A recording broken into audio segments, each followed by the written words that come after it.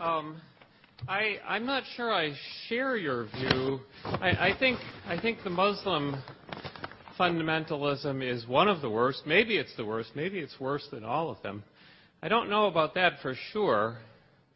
But I do have my strong belief that by invading Iraq, by kicking out Saddam, as terrible and brutal a guy as he was, we have brought about the growth of this terrible fundamentalism. We've caused the Muslim world to regress.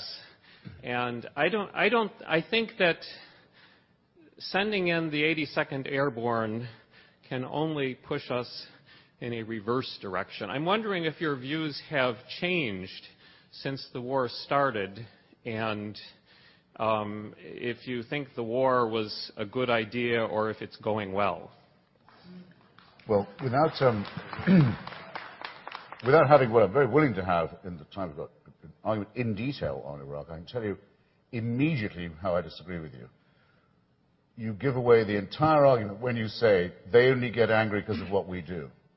That was what was said about September the 11th as well. That's what's said about everything that the United States or the West does.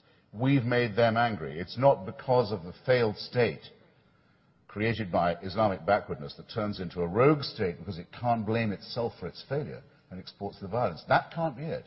It must be something we've done. You've stated the ground of my disagreement with you absolutely perfectly. I won't listen to a bar of that song. The problem is, and I shouldn't have to be saying this to an audience of unbelievers, the problem is the religion to begin with. And the oppression that it promulgates, the violence that it preaches, the way that it denies rights to half of its citizens by virtue of their gender, the dreams of conquest that it inculcates into children, and so forth. No, we can't make that any worse by fighting it. We do not create jihad by resisting it. We just don't resist it enough. We let Iraq rot for far too long.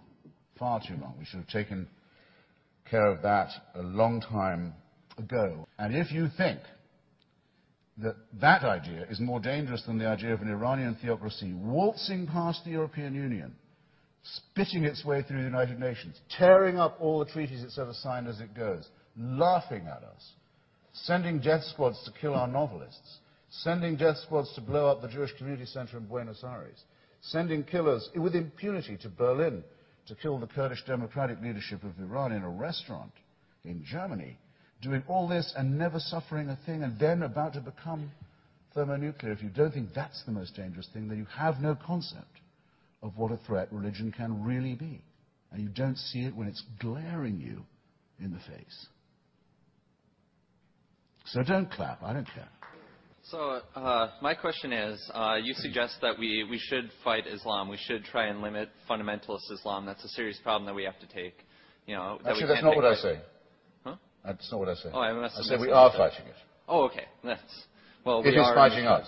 But so my question is how exactly does bombing and killing Muslims lessen their numbers or limit their fervor?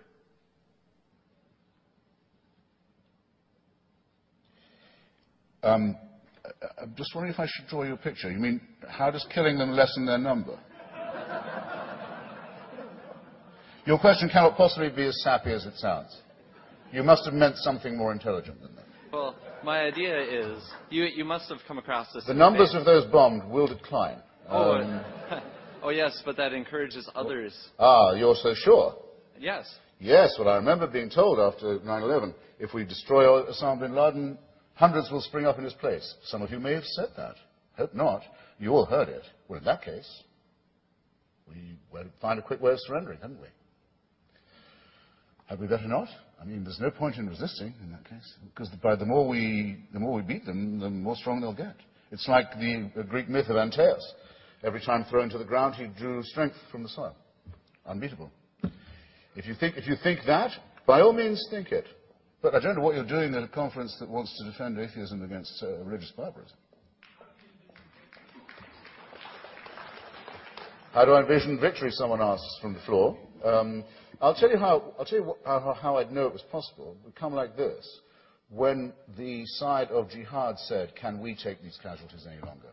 When they worried, Have we alienated the people, as they are worrying now in Iraq? Have we turned everyone off by our tactics? Have we lost friends? Has our reputation gone down? When they ask this, when they say, have we disgraced and discredited ourselves by rape and by video torture and by the killing of other Muslims, they're the ones who are killing Muslims. They're the ones who are blowing up the mosques, not me, not us. They do it and boast of it. For the mutilation of women, for the throwing of acid in the faces of girls, for the car bombing of girls' schools. I wonder if we've made a mistake by doing this. That's what I want to hear them say. And also, can we take it any longer? The Marines come for us by day or night. They shoot us like rats. We bring in volunteers. None of them ever come back. None of them ever go home.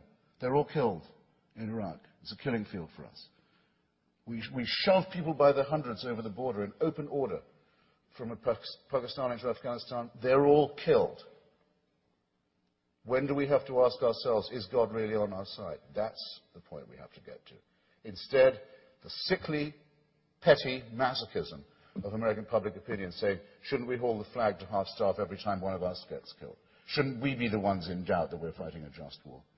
Shouldn't we be the ones who are worrying that we have a right on our side? No, no, no. Enough of that. Make them worry.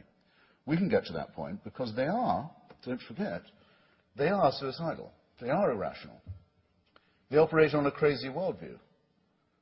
They will get to the stage where they've realized they've made a mistake. All the evidence is in Iraq already that Al-Qaeda in Iraq has totally isolated and discredited itself, and it's a matter now just of hunting down and killing them, which I think is a pleasure as well as a duty.